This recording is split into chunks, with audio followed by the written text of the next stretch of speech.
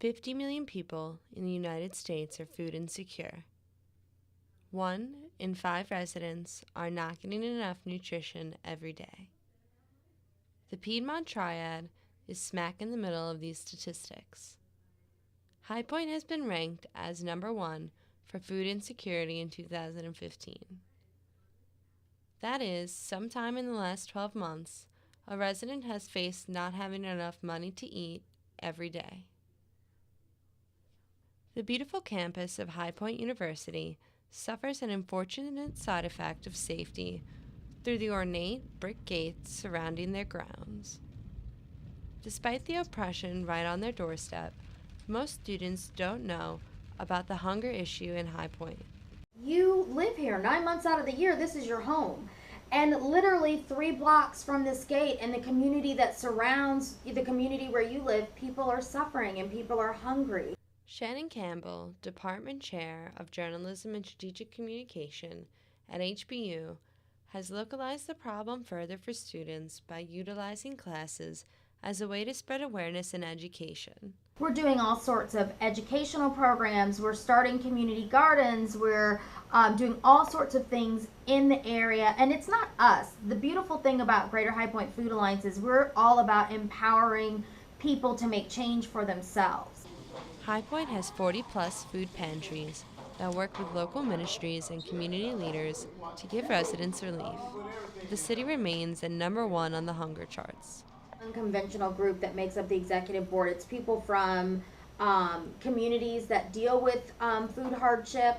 It's people from the university. It's people in the community. It's city council members. So it is a really diverse in every sense of the word group. But you're going to start to see a lot of changes in the area. What the Greater High Point Food Alliance is we're not a nonprofit organization. There are enough nonprofit organizations in the area that are dealing with a lot of things.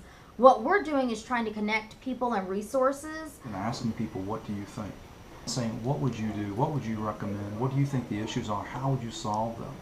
Carl Vierling is a local anti-hunger advocate who works with Open Door Ministries. Open Door Ministries is one of the affiliates of the Greater High Point Food Alliance. The next hurdle is figuring out who these people are who are facing food insecurity. Proverb, you give someone a fish and they can eat for a day. You teach them how to fish and they can eat for a lifetime. But what do you do when the pond has no fish in it? There are no jobs. These are people who know how to fish. They're skilled laborers. They're tradesmen. They've done everything right, but the conditions have changed and their life circumstances changed.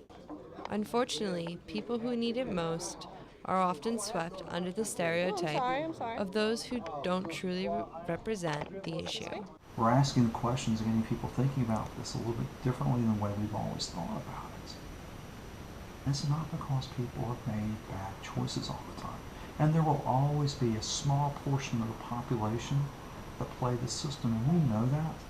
But we can't throw out the other 85% because you just have a few.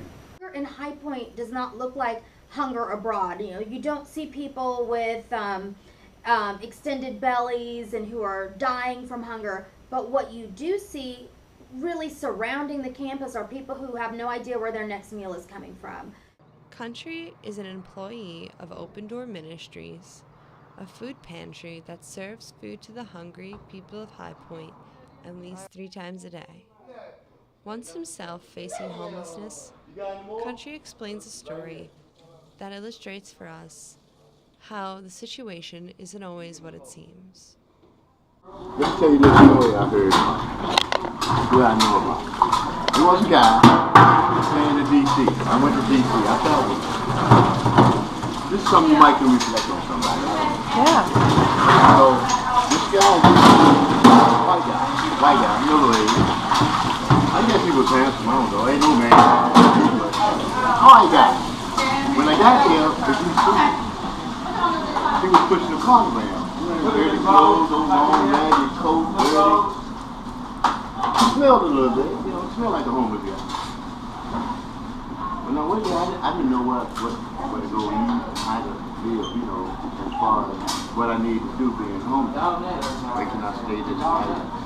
Can't just go in any empty building because it's so bad up there. go in this neighborhood, you might get killed. You know what I'm saying? People don't know you. So this white guy took me under his wing. He said, well, look, no, I was in this building, staying in this room, and he came in.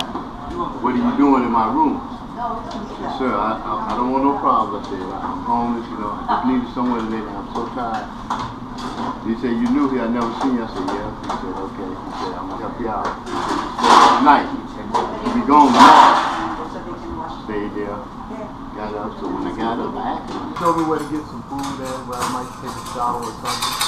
So, you know, he told me a couple of places, but he let me follow him around for that day.